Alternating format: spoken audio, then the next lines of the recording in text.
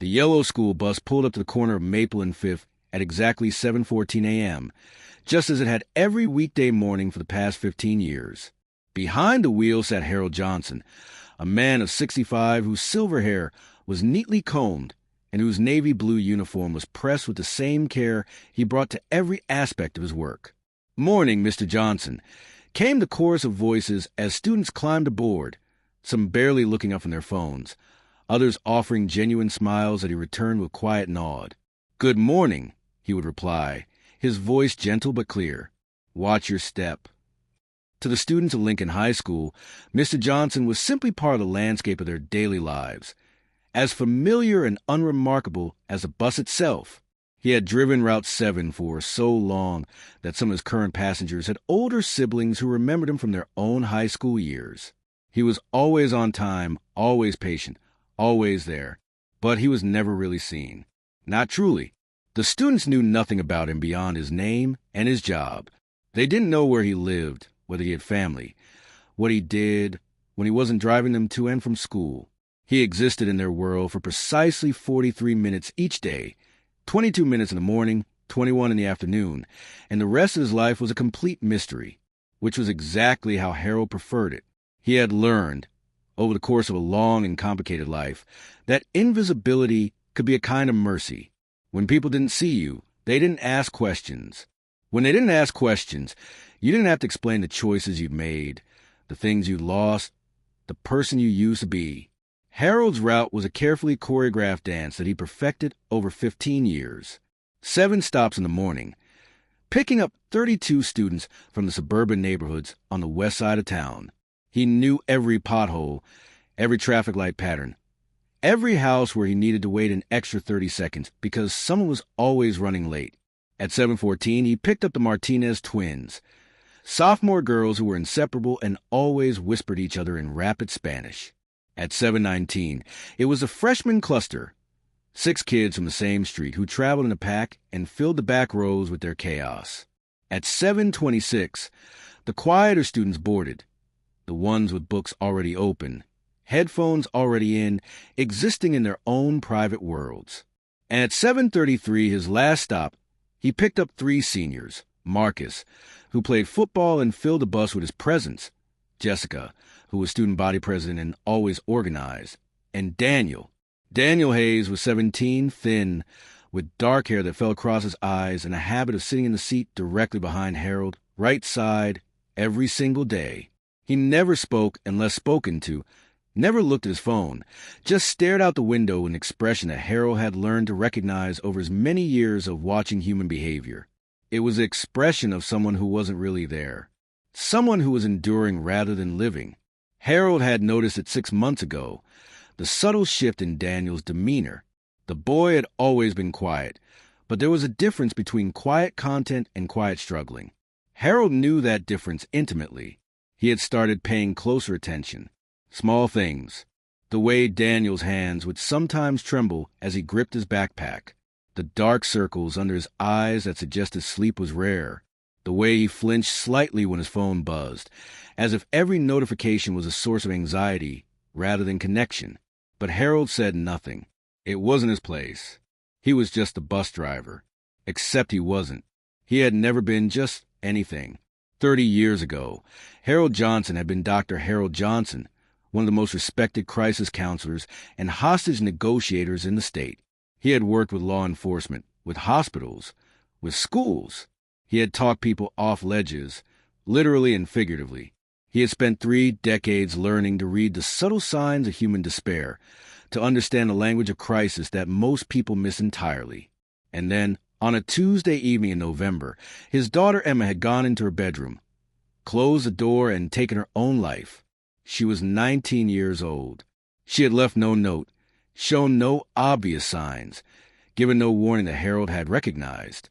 The crisis counselor hadn't seen the crisis in his own home. The guilt had been suffocating. He had reviewed every conversation, every interaction, searching for the signs he must have missed.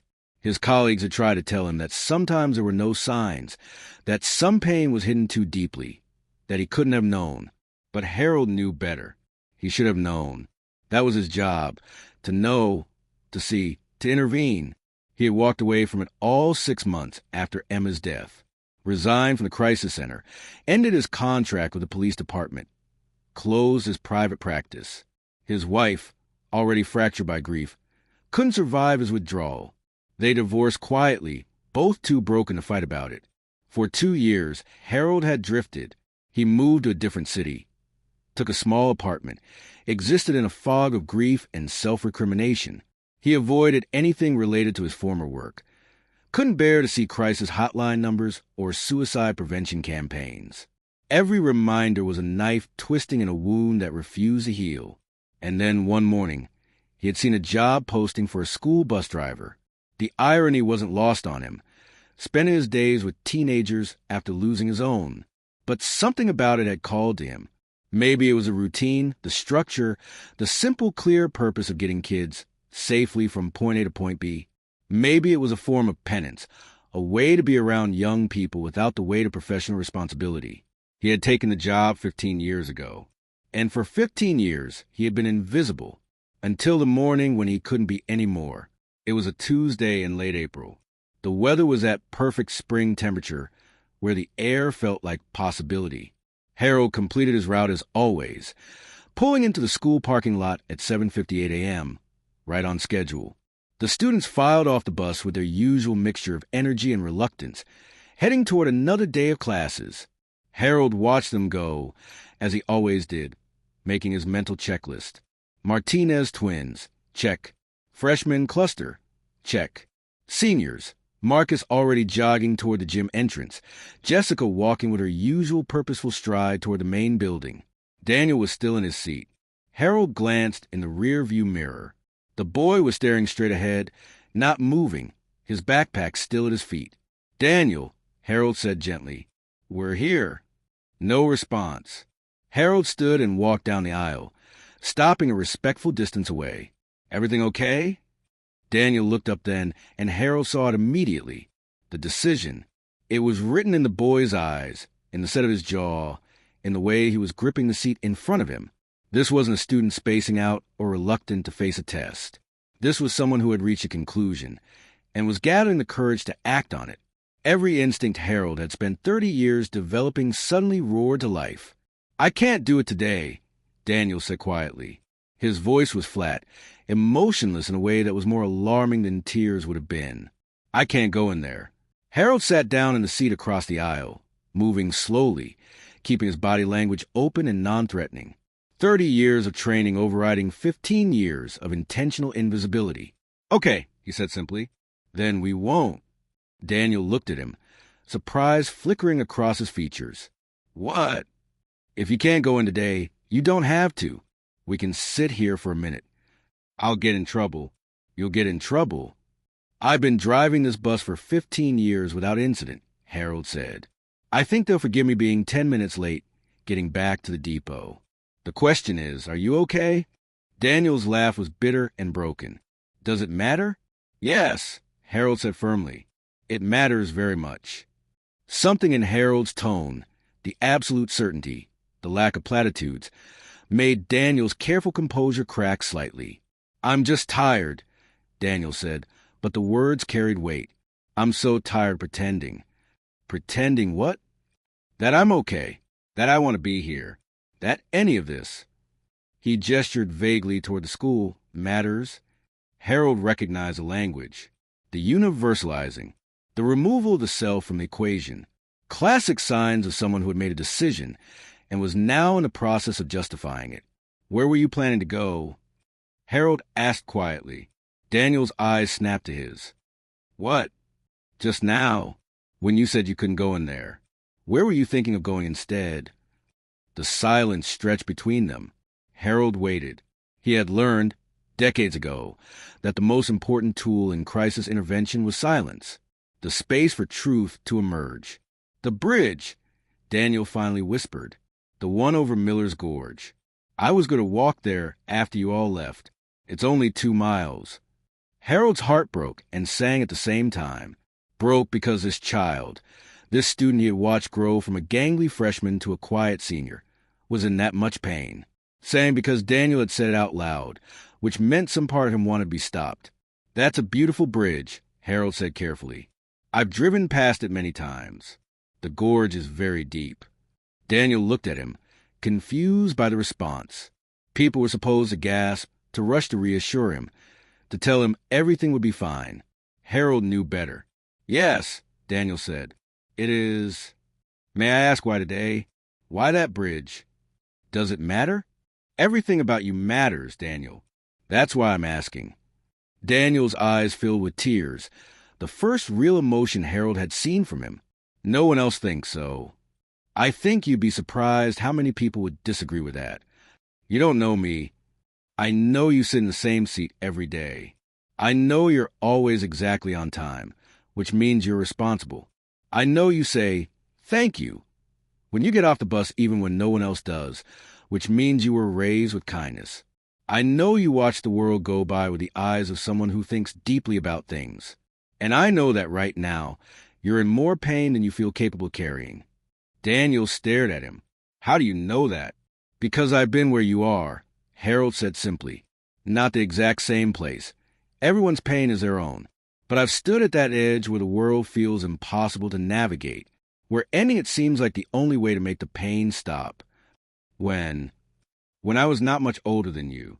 And again, much more recently, after I lost someone I loved very much. Daniel's tears were falling now. What stopped you? The first time? A teacher who noticed I was struggling and sat with me through lunch period every day for 3 months until I felt steady enough to stand on my own. She never made me talk if I didn't want to. She just let me know I wasn't alone. And the second time, Harold took a breath. He hadn't spoken about this to anyone in 15 years.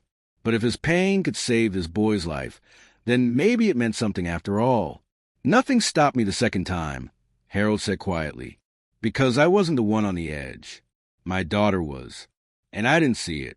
I should have. It was my job to see it, but I didn't. And she died. Emma was 19 years old, and she died because I failed to notice she was drowning. The raw honesty of it hung in the air of the bus. Daniel had stopped crying, was staring at Harold with something like shock. I'm sorry, Daniel whispered. Thank you. It's been 15 years, and the pain hasn't gone away, but I've learned to carry it. That's what I want you to understand, Daniel. The pain you're feeling right now, it's real, it's valid, and I'm not going to tell you it will magically disappear, but it can become manageable. You can learn to carry it, and you deserve the chance to find out what your life looks like on the other side of this moment. I don't know how to keep going, Daniel said, his voice breaking. Everything feels so hard. School, home, my friends, or ex-friends, I guess. I came out last year, and most of them just stopped talking to me. My parents say they're okay with it, but I can see the disappointment in their eyes every time they look at me. I'm not who they wanted me to be. I'm not who anyone wanted me to be. Are you who you want to be? Daniel looked surprised by the question. I don't even know anymore. I thought I did. I thought coming out would make everything clearer, more honest, but it just made everything harder.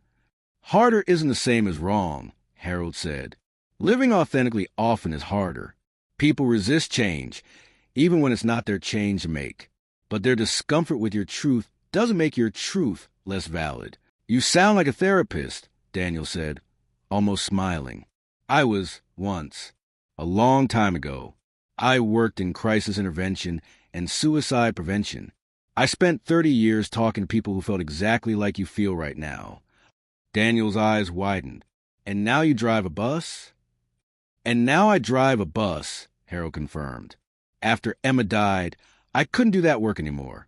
It hurt too much. So I found the simplest, quietest job I could think of, a job where I could still be around young people without the way of trying to save them. But you're trying to save me now. No, Harold said gently. I'm trying to sit with you while you decide to save yourself. There's a difference. They sat in silence for a moment. Through the bus windows, Harold could see the school day beginning. Students streaming into buildings. Teachers unlocking classrooms. The ordinary machinery of education grinding into motion. A world that was continuing, oblivious of the life and death conversation happening on a yellow bus in the parking lot. I don't know how to start, Daniel said finally. Even if I wanted to keep going, and I'm not saying I do, I don't know where to begin. You begin with today, Harold said. Just today. You don't have to figure out the rest of your life right now. You just have to decide if you're willing to try one more day. What if tomorrow is just as hard? Then tomorrow you decide again, one day at a time. And Daniel, you don't have to do it alone. There are people who can help. Counselors, therapists, support groups. I can help you find those resources. I don't want my parents to know. You're 17, Harold said carefully. Legally, there are confidentiality protections for mental health treatment. We can find you support that doesn't require parental notification, though I would eventually encourage you to talk to them. But right now, the most important thing is getting you connected to help. Daniel was quiet for a long time. Harold waited, letting the boy process, giving him the space to choose. If I don't get off this bus, Daniel finally said, if I agree to try one more day, what happens next? Next, we go to the school counselor's office together. You tell them you're struggling. They help you develop a safety plan. We make sure you have people and resources you can reach out to when things feel overwhelming. And we take it one step at a time. Will you stay with me when I talk to the counselor? If you want me there, I'll be there. Daniel took a shaky breath, wiped his eyes with his sleeve. I'm scared. I know. That's okay. Being scared means you're still here, still feeling. That's good. Okay, Daniel whispered. Okay, one more day. Harold felt something loosen in his chest, a knot of fear that had been tightening since the moment he'd realized what was happening. One more day, he agreed. They walked into the school together, Harold with his hand resting lightly on Daniel's shoulder. The main office staff looked surprised to see the usually invisible bus driver, but Harold's expression must have communicated something, because they didn't question it when he asked to speak to the school counselor immediately. Mrs. Chun, the counselor, was a woman in her 40s with kind eyes and the calm competence of someone who had navigated many crises. Harold explained the situation briefly but clearly, and she immediately shifted into action mode, ushering Daniel into her office while giving Harold a look that conveyed both gratitude and questions. Harold waited in the outer office for 2 hours. He missed his scheduled return to the depot, missed his morning break, missed everything that was supposed to constitute his carefully structured day. But he couldn't leave, not until he knew Daniel was safe. When Mrs. Chin finally emerged, she sat down next to Harold with a tired smile. He's agreed to an evaluation at the County Crisis Center. His parents are on their way. I've arranged for a crisis counselor to meet with them this afternoon. How is he? Fragile, scared, but talking. You saved his life today, Mr. Johnson. Harold shook his head. I just listened. That's often all it takes. She paused, studying him. He said you used to work in crisis intervention. Is that true? A long time ago. How long have you been driving a bus? 15 years. That's a significant career change. It was necessary at the time. Mrs. Chin was quiet for a moment. We have a gap in our system, she said finally. The school employs me and I do my best, but I'm one person for 1,500 students. We have mental health crises regularly, more often than most people realize, and we don't always catch them in time. Harold knew where this was going and shook his head before she could continue. I'm not a counselor anymore, but you could be. We have a program, peer support facilitation, adult volunteers who are trained to recognize and respond to crisis situations. They work alongside professional counselors, providing additional coverage, running support groups, being present in ways that one counselor simply can't be. Mrs. Chun, you don't have to decide now, but think about it. You have a gift, Mr. Johnson, and today you use it to save a life. That matters. Harold left the school shortly after, returning to the bus depot 3 hours late. His supervisor was less than pleased until Harold explained what had happened. Then the irritation shifted to awkward gratitude and an assurance that no disciplinary action would be taken. That night, in his small apartment, Harold sat with Mrs. Chen's words echoing in his mind. For 15 years, he had hidden from his former life, convinced that his failure with Emma disqualified him from ever helping anyone again. But today, he had helped Daniel. And maybe, just maybe, that meant something. The next morning, Harold drove his route as usual. When he reached the last stop, he half expected Daniel's absence. But the boy was there, standing on the corner with his backpack, looking exhausted but present. Daniel climbed onto the bus and stopped at Harold's seat. "Thank you," he said simply. "How are you doing?" "I'm here. That's something, right?" "That's everything," Harold said. Over the following weeks, Harold watched Daniel's transformation. It wasn't dramatic or instantaneous. Real healing never is. But there were small changes. Daniel started sitting with a different group of students, kids Harold recognized as the LGBTQ plus Alliance members. He began carrying art supplies, drawing during the rides. Most importantly, the deadness behind his eyes gradually gave way to something else. Not happiness exactly, but engagement, presence. And Harold made a decision. He met with Mrs. Chun and the school principal. He explained his background, his credentials, his history. He offered to volunteer 2 afternoons a week, running peer support groups, being available to students who needed someone to talk to. He would keep driving the bus. That routine had become important to him. But he would also step back into a role he had run from for too long. The program started small. 6 students in the first group, meeting Tuesdays after school in Mrs. Chen's office. They talked about stress, anxiety, identity, family pressure, all the weight that teenagers carried invisibly through their days. Harold didn't try to fix them.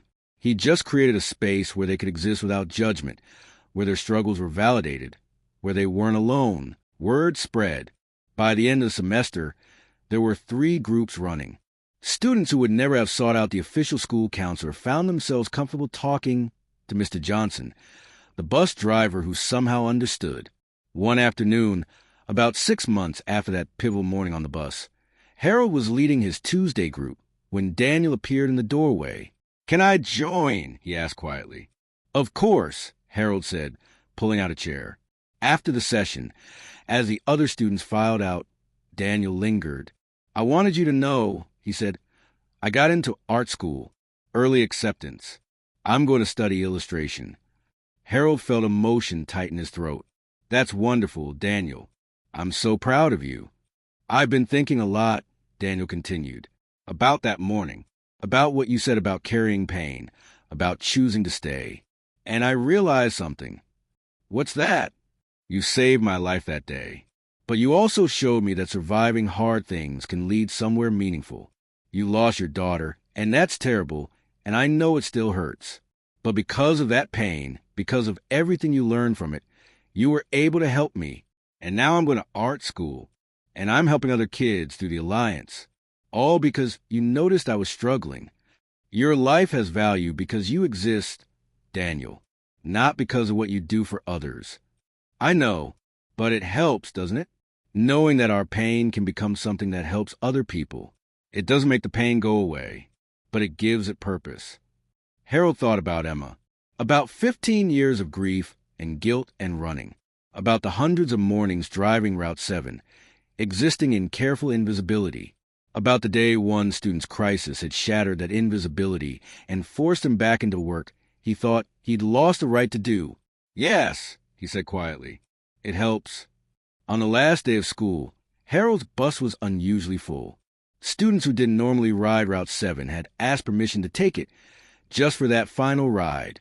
When Harold climbed into the driver's seat that morning, he found it decorated with streamers and a handmade banner that read, "Thank you, Mr. Johnson, for seeing us." Daniel was there, of course, in his usual seat. But he wasn't alone. Around him sat 15 other students, all of them wearing pins with a semicolon symbol, the mark of suicide awareness, of choosing to continue the sentence when you could have ended it. As Harold drove the route one last time before summer break, he looked in the rearview mirror at the faces behind him, no longer invisible to him, and he no longer invisible to them, a bus full of young people who were learning. As he had learned, that survival was possible, that pain could be carried, that one more day could lead to a future worth having. When they reached the school, no one moved to leave immediately. Daniel stood up. "Mr. Johnson," he said, his voice carrying through the bus, "we wanted you to know something. Mrs. Chun told us about your daughter, about Emma, and we wanted to say, we're sorry for your loss. But we also want to say thank you, because Emma's life mattered, and her death, as tragic as it was, led you here, to this bus, to us, and that matters too. One by one, the students filed past Harold as they exited. Each one stopped to say thank you, to squeeze his shoulder, to let him know they saw him just as clearly as he saw them. Harold sat in the driver's seat after the last student left, overcome with emotion. For 15 years, he had carried Emma's death as a failure, as proof that he had no right to help anyone. But these students had given him a different narrative, not one that erased the pain or the loss, but one that allowed it to coexist with purpose. Emma was gone. That truth would never change. But her death had led him here, to this specific bus, on this specific route, on the exact morning when Daniel needed someone who understood. And that morning had led to 6 months of support groups, which had led to dozens of students finding help, which had created a ripple effect that would extend far beyond what Harold would ever know. His daughter's life had mattered, and in some strange, painful, beautiful way, her death had mattered too. That summer, Harold applied for and received a part-time position with the school district as a crisis intervention specialist. He would continue driving the morning route. That routine had become sacred to him. But 3 afternoons a week, he would work with students in crisis, train teachers in warning signs, and coordinate with community mental health resources. He was no longer invisible, and he was no longer running. On the first day of the new school year, Harold pulled up to his first stop at exactly 7:14 a.m. The Martinez twins boarded with their usual chatter. The freshman cluster brought their chaos, and a new group of seniors, still figuring out where they belonged, found their seats in the back. Harold looked in the rearview mirror at these young faces, each carrying burdens he might never know about, each deserving to be seen. "Good morning," he said, his voice gentle but clear. "Watch your step." And this time, he really saw them, and they saw him back. The man who had spent 15 years invisible had learned the most important lesson of all. Sometimes the greatest redemption comes not from forgetting our failures, but from allowing them to teach us how to show up differently the next time. Sometimes the worst thing that ever happened to us becomes a reason we can help prevent it from happening to someone else. Harold Johnson had lost his daughter. That truth was permanent and painful, but he had found Daniel, and Marcus, and Jessica, and 15 others whose names he carried now with the same weight. He carried Emma's. He couldn't save his daughter, but he could save these children. And in doing so, he had, in some small way, saved himself. Harold Johnson spent 15 years invisible because he couldn't forgive himself for missing the signs with his daughter. But that pain gave him the exact experience needed to save Daniel. Have you ever been noticed by someone when you needed it most? Or have you been that person who saw someone else's struggle? Tell us your story. Someone reading might need to hear it. And if you're struggling right now, please reach out. 988 Lifeline. You matter. Watching from where today? Drop your city.